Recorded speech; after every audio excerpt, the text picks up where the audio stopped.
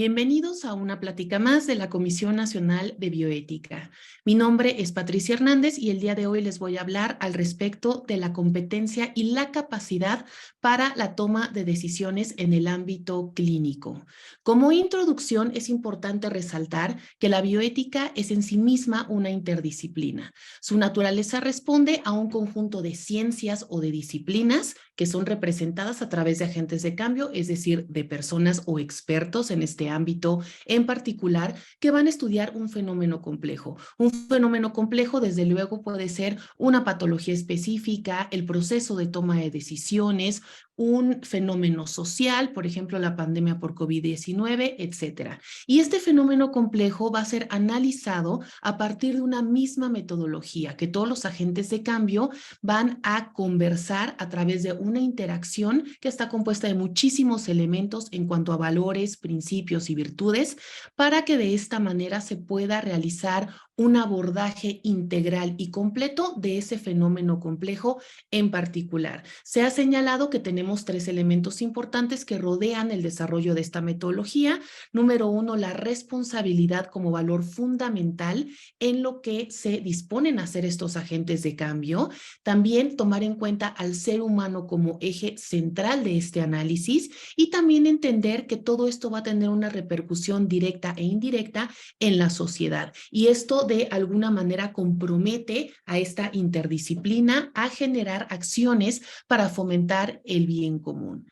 Entonces, desde este punto de vista tenemos varios conceptos que integran a la bioética y que desde luego también van a integrar toda esta concepción al respecto de la salud, que como ya lo ha establecido la Organización Mundial de la Salud, estamos hablando de un bienestar integral en el ámbito biológico, psicológico y social. En los últimos años se ha hablado de un cuarto dinamismo o de una cuarta dimensión, es decir, la cuestión o la dimensión espiritual, que viene a complementar todas las demás y a exigirnos de alguna manera un acercamiento profundo y una comprensión verdadera del ser humano al que estamos tratando, ya sea desde un comité hospitalario de bioética, desde un comité de ética en investigación, como médicos, como psicólogos, etcétera. Y esto también atribuye a entender el concepto de normalidad, sí, desde un punto de vista estadístico, pero también desde un punto de vista del bienestar integral. Es decir, si lo comparamos desde el punto de vista de la estadística con el punto de vista del bienestar, podemos entender que no todo lo que hace una población, aunque la gran mayoría de las personas que viven en un lugar geográfico específico, en un momento histórico particular, realizan una acción, eso no necesariamente quiere decir que sea algo que es correcto, que es moralmente correcto o que es lícito éticamente.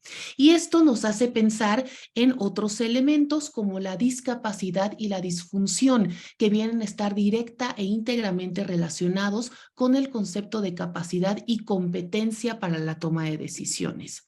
Desde este punto de vista, es menester de esta ponencia y de este tema en particular señalar el significado de autonomía en la actualidad. La realidad es que en los últimos años parecería que la autonomía es el máximo ético por excelencia, es decir, el que tiene que estar de frente a todas las decisiones que se pueden tomar en cualquier ámbito de la vida cotidiana y que con base en el libre desarrollo de la personalidad, que es un principio jurídico que sustenta a la autonomía, se pueden tomar decisiones al respecto del fin de vida, del inicio de vida, entre otras cosas, por ejemplo, el abandono terapéutico.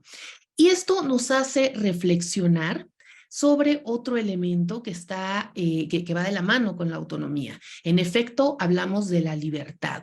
Hay que entender desde el punto de vista antropológico y filosófico que la libertad tiene dos elementos, dos propuestas o dos momentos en sí mismo. Número uno, el momento positivo y número dos, el momento negativo. Partimos del momento negativo cuando señalamos que una persona posee la libertad para ejercer cualquier acción o cualquier conducta, pero que sí tiene que ajustarse a ciertas normas, a ciertas leyes, desde el punto de vista jurídico, desde el punto de vista moral o cultural, y por ello actuar en consecuencia. Cuando hablamos de un momento positivo, es cuando tenemos a una persona que en plena libertad para ejercer alguna conducta y sin ninguna pauta jurídica que prohíba el realizar algo, esa persona entonces va a decidir el bien mayor o el bienestar completo o más aproximado al absoluto que comprende precisamente su autonomía en uso de la inteligencia y la voluntad. Entonces, si se fijan, pues aquí tenemos estos elementos que nos van a generar muchísima controversia, ¿no? Desde un punto de vista más personal o incluso más social, pues podemos suponer que si realmente somos libres en absoluto o más que nada realizamos ciertas conductas que se nos permiten. Entonces, ¿qué pasaría si no existieran estas normas jurídicas, estas normas morales a las cuales debemos atender? ¿De acuerdo? Entonces, a partir de ahí es como mencionaba hace algunos minutos, se sustenta este principio jurídico al respecto del libre desarrollo de la personalidad, a partir del cual, por ejemplo, se ha permitido el consumo de sustancias alucinógenas en cuanto a uso lúdico, entre otras muchísimas situaciones. También, por ejemplo, esto remarca el tema de objeción de conciencia, que desde luego es un tópico muy importante que se tratará más adelante, pero que de alguna manera está relacionado con lo que estamos señalando en este momento. Existen varios elementos de la autonomía que son muy interesantes de desarrollar. Número uno, hablamos del elemento de la actuación voluntaria, es decir, que la persona no posea ningún tipo de presiones externas, manipulaciones, entre otras cosas, que pongan en juego su capacidad y competencia para tomar decisiones. Número dos, la necesidad inherente de poseer información suficiente sobre la decisión que se va a tomar, es decir, que se le brinde a la persona información completa, pertinente, veraz y entendible para que todo este proceso pueda llevarse a cabo.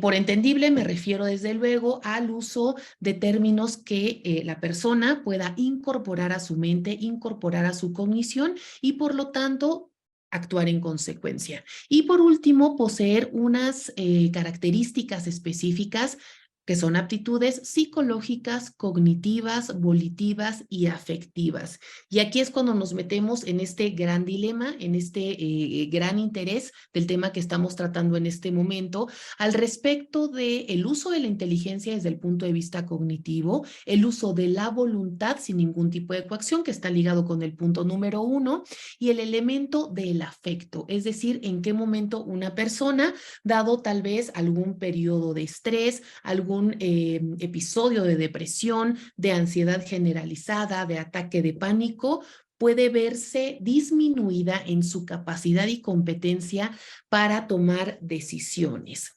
Del lado derecho de la pantalla yo coloco un cuadro, un diagrama de flujo en donde nosotros podemos observar varios elementos también importantes. Número uno, el estado de competencia desde un punto de vista integral, en donde una persona o un paciente puede tener esta capacidad de hecho y esta capacidad de derecho. De alguna manera podemos comprender que pueden existir ciertas patologías, ciertos momentos importantes de la vida de cualquier persona que hace que exista un estado de incapacidad transitorio. Y también esto puede evolucionar a una incapacidad permanente. Y dependiendo del estado del paciente, de la patología, entre otros muchos factores que vamos a mencionar más adelante, esto puede consecuentar a una incapacidad de derecho transitoria, a una incapacidad de derecho permanente. Para entonces señalar en la etapa transitoria que tenemos a un sujeto incapaz, que es incompetente, en ese momento transitorio por ciertas características particulares que incluso pueden desaparecer después, versus a una persona que bajo una incapacidad de derecho permanente ya se encuentra o recibe el adjetivo de persona incapacitada. Dependiendo de estos dos rangos, dependiendo de estos dos estadios de un sujeto o de un paciente, se van a tomar ciertas decisiones para que de alguna manera se ponga en ejercicio su autonomía. Aquí hay que tener mucho cuidado.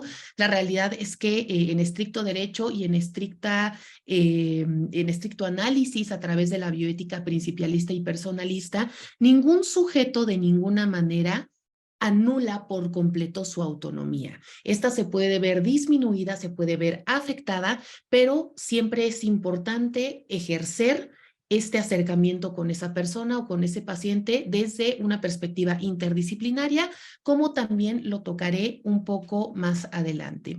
Y esto hace alusión a lo que ya se había mencionado al respecto de las 4 dimensiones del ser humano, la dimensión biológica, que hace alusión al estado de salud general del paciente desde el punto de vista físico, pero también desde el punto de vista mental, y el deterioro primario o secundario que el paciente o el sujeto puede tener.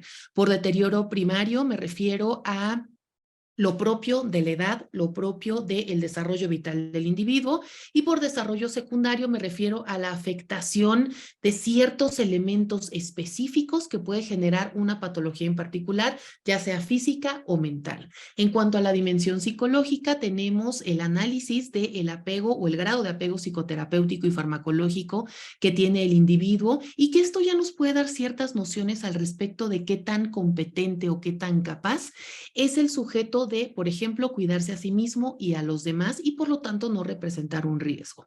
En cuanto a la dimensión social, hablamos de las redes de apoyo, es decir, qué pasa con el círculo externo del paciente. Si es que hay alguien que pueda atender en una emergencia, si es que hay alguien que pueda funcionar como soporte emocional, como apoyo, como una parte colaborativa para la salud y el bienestar del paciente, entre otras cosas. Y desde luego, no menos importante, la dimensión espiritual en cuanto a el análisis y sobre todo a tomar en cuenta desde el principio los valores, las creencias del paciente o del sujeto, que muchas veces nos hace pensar en ciertos mecanismos de defensa que la persona puede tener.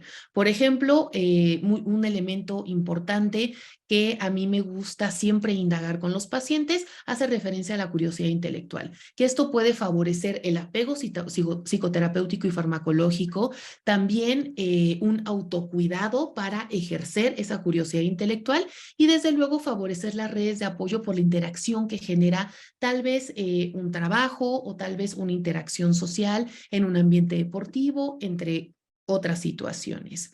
Entonces, ¿cuáles son los pasos en la toma de decisiones que se pueden ver o no afectados por los elementos que ya mencionamos cuando hablamos del deterioro de la autonomía de un sujeto? Importante aquí señalar que la capacidad de toma de decisiones hace referencia a estos elementos afectivos, psicológicos, cognitivos y médicos. Entonces, la capacidad va desde el punto de vista de las ciencias de la salud y la competencia al hecho de poder decidir por sí mismo para ejercer un derecho particular. Entonces, la competencia va desde el punto de vista legal o jurídico. Como punto número 1, en estos pasos tenemos la definición del problema, es decir, la capacidad y competencia que va a tener la persona para entender que algo está pasando, que hay una pérdida de equilibrio en su bienestar, una pérdida de equilibrio en su ser, en su organicidad o en su estrato mental, y que por lo tanto hay que actuar en consecuencia. De aquí se deriva la identificación de objetivos que tienen que ir acordes al bienestar de la persona y también al bienestar de los demás, al bienestar de la sociedad, haciendo referencia al bien común, para desde luego ubicar cuáles son las posibilidades que se tienen para actuar y entonces encontrar las alternativas de acción. De tal forma que en esta capacidad y esta competencia que genera el juicio de realidad, se evalúan las soluciones, es decir, se desarrolla este interés por realizar ciertas predicciones o lo que decimos en investigación, ciertas hipótesis al respecto de una u otra solución que se pudiera tomar en un futuro. Posteriormente, con esta evaluación general de estas alternativas, se selecciona la mejor para implementar la decisión y desde luego evaluarla posteriormente. Entonces, este último punto es muy importante porque desde luego requiere de toda la actividad cognitiva, evolutiva, afectiva y social del individuo. No nos quedamos únicamente en implementar una solución y ya está, sino que tengamos esa capacidad que habla de una madurez emocional y cognitiva importante de evaluar si lo que se decidió fue correcto o no, de cuáles fueron las consecuencias de los actos propios, tanto en nuestra persona como en los demás, puede ser en el círculo cercano como la familia, amigos, trabajo e incluso en la sociedad, ya hablando de una población significativa. Existen 3 criterios para determinar la capacidad y competencia para la toma de decisiones. Número 1 es cuando el sujeto expresa una decisión. Aquí es importante evaluar y atender la forma y el fondo que el sujeto utiliza para expresar o verbalizar esta decisión. Ahora, no siempre se puede verbalizar, a lo mejor tenemos a un paciente que después de alguna cirugía, después de algún accidente o por una cuestión genética, ¿no? Inherente a su desarrollo, por ejemplo, no es capaz de hablar, de formular palabra. Sin embargo, a través de la escritura o pensemos incluso una persona que no es capaz de leer, de escribir y que tiene dificultades en la expresión. Por ejemplo, una persona que habla otro idioma pudiera expresarse a través de otros elementos, como el arte, como a través de a lo mejor ver un video, entonces ir señalando para darse a entender, entre otras muchísimas cosas. Entonces, como punto número 1, recalco el que el sujeto exprese una decisión no es lo más simple, podemos tener muchísimas circunstancias y muchísimos escenarios en donde tenemos que utilizar otras herramientas para identificar lo que el sujeto quiere expresar. Como punto número 2, el sujeto comprende realmente los problemas más relevantes del estudio o de lo que va a suceder o del problema en cuestión. Y quiero resaltar esta palabra, comprende realmente. Realmente significa también utilizar otro tipo de estrategias para que nosotros podamos entender y captar que el paciente ha introducido a su estructura mental la información de la forma más plena, más completa y que de alguna manera no se está confundiendo a lo mejor con algún término o que incluso ciertos elementos emocionales no están perturbando esa capacidad de comprensión. Ojo, esto también se puede presentar en algún trastorno mental o en algún trastorno de la personalidad, pero no necesariamente, ¿no? Hay que entender que una situación de enfermedad siempre va a generar un tipo de duelo en un grado mayor o menor en cualquier individuo y que por lo tanto eso sí pudiera perturbar al grado de generar algún tipo de distorsión cognitiva. Por ejemplo, es muy común que cuando nosotros damos alguna noticia y se tienen que implementar soluciones y que por lo tanto se tienen que tomar soluciones, si utilizamos la palabra clave de la patología, el paciente se queda o incorpora única y exclusivamente esa palabra, de tal suerte que pareciera que todo lo demás que nosotros explicamos no se escuchó, ¿no? Insisto, hay muchísimas herramientas a través de la clarificación, de la determinación del léxico de la otra persona, preguntarle, por ejemplo, al paciente qué es lo que entendió de lo que acabamos de decir, que lo exprese con sus propias palabras y aquí se vale utilizar todo el material que necesitemos para que el paciente, insisto, realmente comprenda la situación. Podemos utilizar dibujos, videos, canciones, entre otras muchas cosas, ¿no? Podemos valernos también del arte, de algún tipo de filmografía, siempre y cuando esto abone a la comprensión completa, total y pertinente de la información. Punto número 3, el sujeto maneja racionalmente la información de forma adecuada, que esto si se fijan, pues es más que nada el resultado de estos 2 primeros puntos, ¿no? En donde el sujeto va a expresar su decisión, ¿no? Por varios canales, dependiendo de su estado y dependiendo de sus características específicas, y a raíz de que se comprenden realmente los elementos de la información, entonces va a poderla manejar de manera adecuada. Esto es buscar ciertas alternativas, entender a lo mejor que hay ciertas limitaciones, ¿no? En las propuestas que se tienen, etcétera. Y por último, el sujeto va a apreciar como consecuencia correctamente la situación en la que se encuentra. Nuevamente, aquí intervienen muchos elementos emocionales, como puede ser el estrés, la tensión, la frustración, el enojo, la ira, entre otras muchísimas cosas. Muchos elementos que forman parte de la naturaleza humana y que desde luego, desde un punto de vista clínico y bioético, podemos aprender a controlar y a coadyuvar al manejo de esta situación emocional para que el paciente o el sujeto pueda apreciar de manera correcta la situación que lo incita a la toma de decisiones.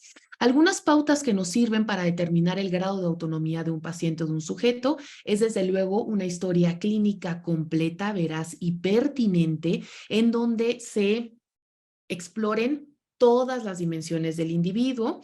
También como punto número 2, conocer las redes de apoyo del paciente, tener mucho cuidado con entender que si el paciente refleja tener una familia extensa o en cantidad personas conocidas, amigos, esto no necesariamente significa que el apoyo sea completo, que el apoyo sea estructurado y que esto ayude y colabore con el bienestar del individuo, ¿no?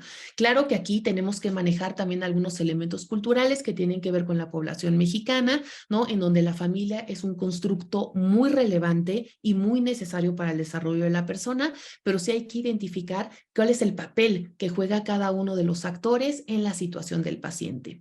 Importantísimo atender al acceso de los servicios de salud y la atención a la salud.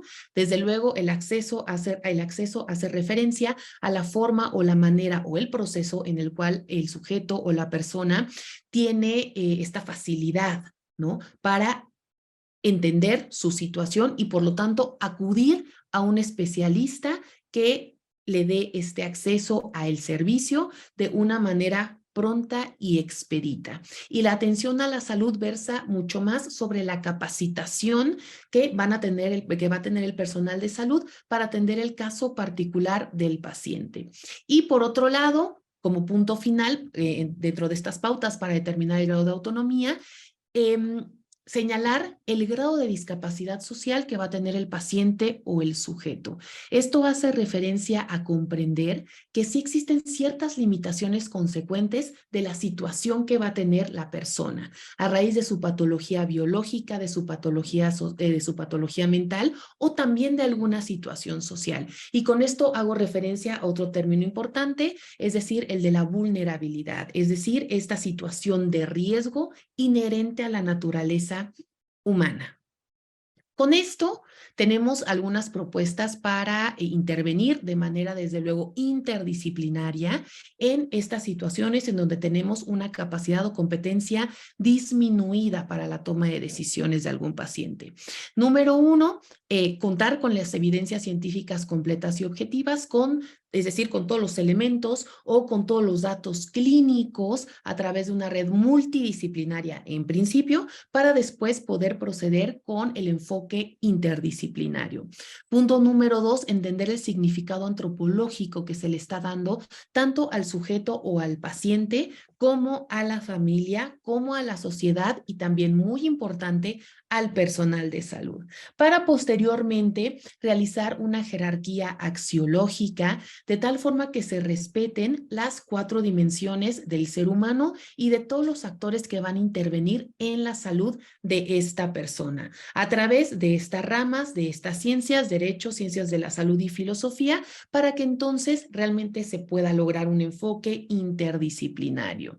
Y con esto, una de las conclusiones que se pueden obtener es desde luego un estado de interdicción. Es este fenómeno en el cual a través de un juicio se hace referencia a que una persona no puede tomar decisiones por sí misma y que por lo tanto necesita apoyo o ayuda de una tercera persona para decidir sobre su bienestar integral. Y esto nos hace pensar en 2 términos básicos de la bioética, tanto principialista como personalista, es decir, la dignidad, que viene del vocablo dignitas, que significa excelencia. Y esto significa o hace alusión a el valor que tienen todos los seres humanos por el simple hecho de existir. Y bueno, aquí para dejar una reflexión posterior, señalé seres humanos, no personas, no esta alusión jurídica de reconocimiento de la existencia del otro, sino seres humanos, es decir, todo ser en cualquier etapa de desarrollo que posea ADN humano es sujeto de dignidad, del reconocimiento de dignidad. Cuando se termina esta dignidad, cuando el ser humano fallece. De ninguna otra forma, esta puede eliminarse o colocarse de manera, digamos, libre. Y la empatía, ¿no? Este término que también es muy popular y que es entendido de manera cotidiana como ponerse en los zapatos de los demás. No es que este significado sea incorrecto, más bien es inexacto. La empatía es esta aproximación integral que se tiene hacia una situación ajena. Entonces, aproximación, no nos estamos poniendo tal cual en los zapatos de los demás, porque de alguna forma nos podemos contaminar de ciertos elementos que tienen que ver con emociones, con sentimientos, con prejuicios, con estereotipos, etcétera, etcétera. Cuando nosotros nos aproximamos, nosotros tenemos, por así decirlo, la mitad, ¿no? de nuestra integralidad de nuestro lado, de tal suerte que contamos con nuestras propias herramientas para coadyuvar, colaborar y realmente apoyar al otro, entendiendo de manera integral qué es lo que está sucediendo. Con esto tocamos los 4 principios bioéticos desde el punto de vista del principialismo. Hago alusión al principialismo, desde luego, porque estos son los 4 elementos que se manejan en la legislación actual en nuestro país, en México, aunque desde luego también se aborda el tema de la dignidad y se hace alusión a su definición y al término en múltiples lugares o regiones de la normatividad mexicana. Como punto número 1, la autonomía, que ya la hemos abordado, y aquí entonces vamos ponderando el principio de beneficencia, hacer todo el bien posible, el de no maleficencia, que va por parte del personal de salud, evitar todo el mal posible, y el hecho de justicia, que hace atribución a la sociedad. Y como les había mencionado acerca del estado de interdicción, este es entendido como una restricción desproporcionada al derecho a la capacidad jurídica, ¿de acuerdo? Porque tras este juicio, ¿no? Al emitir este estado de interdicción, se supone desde un inicio que la persona no es capaz de tomar decisiones, sin entender que la autonomía es un elemento gradual del individuo. Es por eso que la Suprema Corte determina esto, ¿no? Que supone una sustitución completa a la voluntad de la persona con discapacidad, cualquier tipo de discapacidad, sea momentánea, sea permanente, por lo que viola su derecho humano a la igualdad y a la no discriminación. Esto significa, si en algún momento han ido de la mano con algún paciente, que en efecto si tienes disminuida su capacidad y competencia para tomar decisiones, pues nos damos cuenta que no es una tarea no es una tarea fácil, ¿de acuerdo? Es importante que nosotros justamente podamos ejercer autonomía y reconocimiento de la dignidad para que a través del uso de cierto tipo de términos, de cierto tipo de lenguaje, en ciertos momentos, por ejemplo, del día, ¿no? En donde el paciente se encuentra más lúcido, se encuentra tal vez más relajado, a lo mejor un momento antes o un momento después, dependiendo de la patología, de que el paciente ya haya tomado sus medicamentos, nosotros podamos comunicarnos con esa persona, de tal suerte que nuevamente comprenda de manera plena, completa y expedita lo que está sucediendo para que así logre tomar una decisión. Como les dije en un principio, este tema es muy relevante cuando hacemos alusión, por ejemplo, a etapas finales de la vida, para decidir cuál va a ser tal vez las medidas ordinarias, las medidas extraordinarias que se desean. También cuando hablamos de pacientes psiquiátricos que tienen un trastorno mental o que tienen un trastorno de la personalidad, entre otras muchísimas situaciones en donde es importantísimo actuar con apego a derecho, pero sobre todo con apego a bioética. Les agradezco mucho haber escuchado esta plática y los invito también a que no se pierdan las otras conferencias que ofrece la Comisión Nacional de Bioética en sus redes sociales y en su canal de YouTube. Gracias. Si quieres ver más eventos y cursos así, seguir nuestros ciclos de videoconferencias y conocer más sobre bioética, dale me gusta al video, suscríbete y activa las notificaciones.